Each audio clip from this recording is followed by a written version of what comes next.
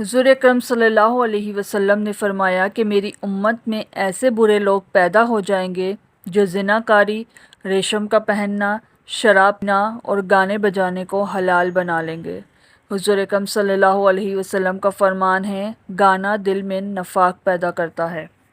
اسی طرح حضرت انس رضی اللہ تعالیٰ عنہ کا ارشاد ہے کہ حضور اکرم صلی اللہ علیہ وسلم نے فرمایا، جو شخص گانا سنے گا تو قیامت کے دن اس کے کانوں میں پگھلا ہوا سیسا ڈال دیا جائے گا۔ ایک اور جگہ آپ صلی اللہ علیہ وسلم نے ارشاد فرمایا، دو آوازوں پر دنیا اور آخرت میں لعنت کی گئی ہے۔ نمبر 1، خوشی اور نعمت ملنے پر بانسری، میوزک وغیرہ یعنی بینڈ باجوں کی آواز۔ نمبر 2، مصیبت یعنی غم و عالم کے وقت چیخ و پکار کرنے کی آوازوں پر دنیا اور آخرت میں لعنت کی گئی ہے۔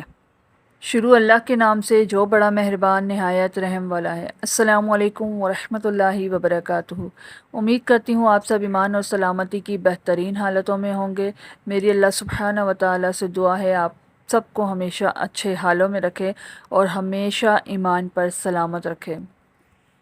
آج کا ہمارا ٹاپک آپ جان ہی گئے ہوں گے۔ آج ہم گانے بجانے میوزک کے حوالے سے بات کریں گے، تو اپنی ویڈیو شروع کرتے ہیں۔ اس سے پہلے اگر آپ نے میرا چینل ابھی تک سبسکرائب نہیں کیا تو پہلے جا کے میرے چینل کو سبسکرائب کر لیجئے، بیل آئیکن کو ضرور پریس کیجئے تاکہ آنے والی نوٹیفیکیشن آپ کو مل سکیں، اور اگر ویڈیو پسند آئے تو پلیز اسے لائک اور شیئر ضرور کیجئے تاکہ باقی لوگ بھی اس سے فائدہ اٹھا سکیں۔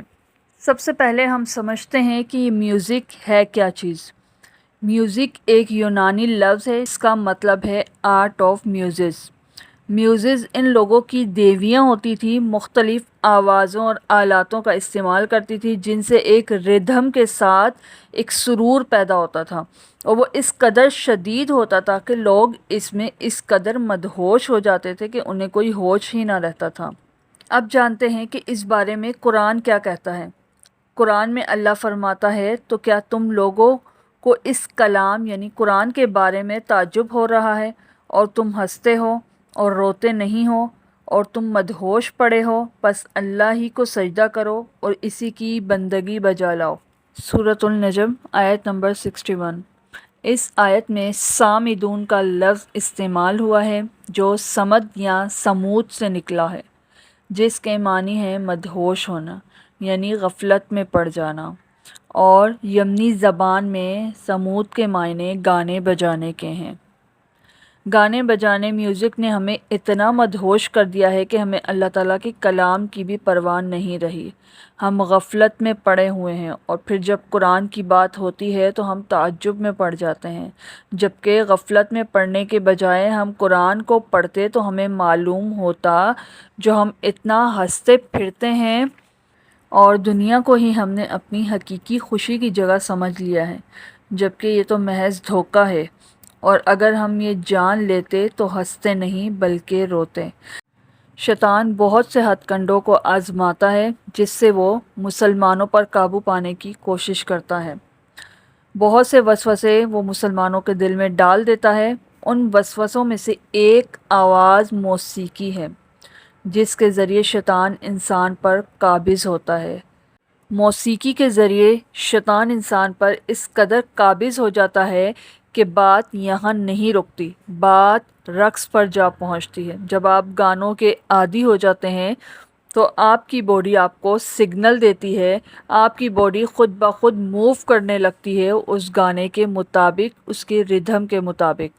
اسی لیے اسلام میں اس میوزک موسیقی کو مکمل طور پر حرام قرار دیا گیا ہے، کیونکہ اس سے بہت سے گناہ وجود میں آتے ہیں۔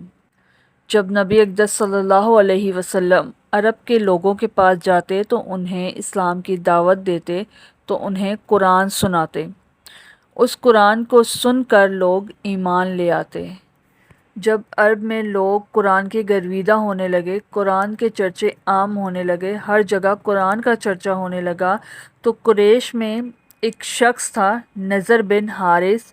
اس نے لوگوں کو قرآن سے ہٹانے کے لیے، دین کے راستے سے ہٹانے کے لیے ہر رات افسانے سنانے اور لغو باتوں اور دلچسپ کہانیاں سنانے کا بندوبست کیا۔ جب نبی اکرم صلی اللہ علیہ وسلم لوگوں کو قرآن کی تلاوت سناتے تو وہ لوگوں کو گمراہ کرنے کے لیے اپنی محفل سجا بیٹھتا، اور اس نے اسی پر اکتفا نہیں کیا بلکہ اس نے ایسی لونڈیاں خرید لایا جو رقص کرتی تھی، گانے گاتی تھی، تاکہ قرآن میں لوگ دلچسپی نہ لیں بلکہ لغو باتوں اور اداؤں میں مدہوش ہو جائیں۔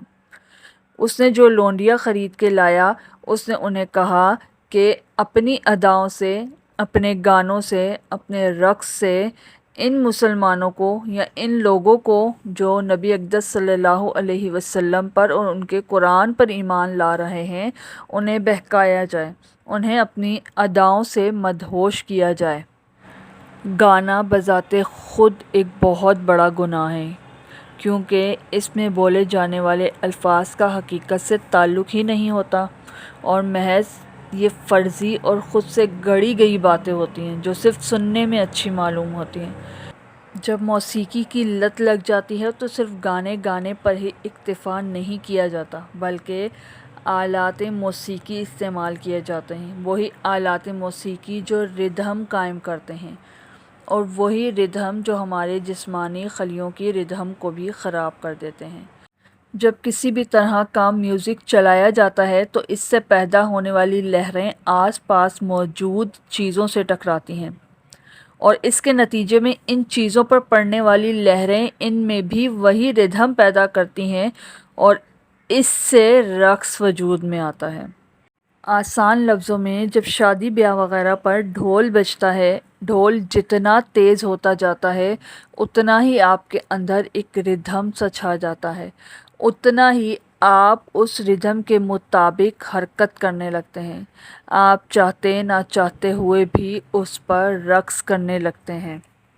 اسی لیے ہمارے دین میں موسیقی کو بھی حرام کیا گیا ہے اور رقص کو بھی حرام کیا گیا ہے۔ جب گانے بجانے کی محفلیں ہوتی ہیں تو زمین اللہ سے اجازت مانگتی ہے، تو اے اللہ تو اجازت دے میں پھٹ جاؤں، لے جاؤں ان کو اپنے اندر۔ سمندر کا پانی اجازت مانگتا ہے، یا اللہ تو اجازت دے میں چڑھ جاؤں، بہا لے جاؤں ان کو۔ یہاں تک کہ آسمان کے فرشتے اللہ سے اجازت طلب کرتے ہیں کہ یا اللہ تو اجازت دے کہ ان کا نام و نشان تک مٹا دیں، تو اللہ فرماتا ہے میرے بندے کو کچھ نہ کہو، میں تمہیں اس سے بہتر سمجھتا ہوں۔ اگر یہ تیرا بندہ ہے تو جو چاہے کر تو، اگر یہ میرا بندہ ہے تو میرے اور میرے بندے کے درمیان دخل مت دے، کیونکہ میں اس کی توبہ کا انتظار کر رہا ہوں۔ ہم کیوں اس وقتی مزے میں، وقتی لذت میں کھو رہے ہیں؟ گانوں کا مزہ، فلموں کا مزہ وقتی ہوتا ہے، اس کے بعد آخرت میں اس کا انجام بہت سخت ہوتا ہے۔ اور جو نصیحت ہے اس کا مزہ وقتی نہیں ہے، یہ نصیحت وقتی طور پر کڑوی لگتی ہے لیکن اس سے بہت فائدہ ہوتا ہے۔ ہم سب جانتے ہیں موت برحق ہے۔ اگر آپ سوچیں آپ گانا سن رہے ہیں اور خدا نخواستہ اسی لمحے آپ کی موت ہو گئی تو آپ کیا کریں گے؟ اللہ کو کیا جواب دیں گے؟ کس منہ سے اللہ کا سامنا کریں گے؟ اگر آپ ڈرائیونگ کر رہے ہیں اور ڈرائیونگ کے دوران اگر آپ نے گانے لگائے ہوئے ہیں اور اگر اسی دوران ایکسیڈنٹ میں آپ کی موت ہو جاتی ہے، جبکہ موت برحق ہے، موت ہو جاتی ہے، تو آپ اللہ کو کیا جواب دیں گے؟ نبی اقدس صلی اللہ علیہ وسلم نے ارشاد فرمایا، جو شخص سفر کی حالت میں اللہ کی یاد اور ذکر میں لگا رہتا ہے تو فرشتہ اس کا ہمسر ہو جاتا ہے، اور اگر شعر و شاعری یعنی گانے موسیقی میں مشغول رہتا ہے تو شیطان اس کا رفیق سفر بن جاتا ہے۔ جو لوگ کہتے ہیں کہ موسیقی روح کی غذا ہے، موسیقی روح کا سکون ہے، گانے سننے سے سکون ملتا ہے، اگر ایسا ہے تو اپنے کسی عزیز کی وفات پر اس کی روح کے سکون کے لیے قرآن کیوں پڑھتے ہیں؟ موسیقی کا انتظام کریں، قرآن خوانی کا اہتمام کیوں کرتے ہیں؟ جبکہ ہمارا ماننا ہے نا کہ گانے سننے سے سکون ملتا ہے، تو پھر وہ سکون اپنے مرنے والے کو کیوں نہیں دیتے؟ ہم گانوں کی جگہ قرآن کا اہتمام کرتے ہیں کیونکہ سکون صرف قرآن میں ہے۔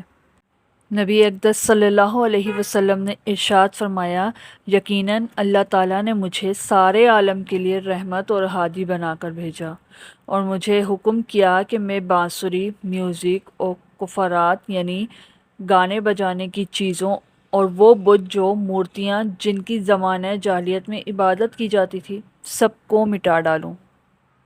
عبداللہ بن عباس رضی اللہ تعالیٰ عنہ فرماتے ہیں کہ گانے بجانے کے آلات حرام ہیں، جس میں طبلہ، ڈھول، بانسری وغیرہ، بینڈ باجے سب کچھ شامل ہے۔ یعنی کہ ہر طرح کا میوزک، گانا بجانا سب کچھ ہمارے لیے حرام ہے۔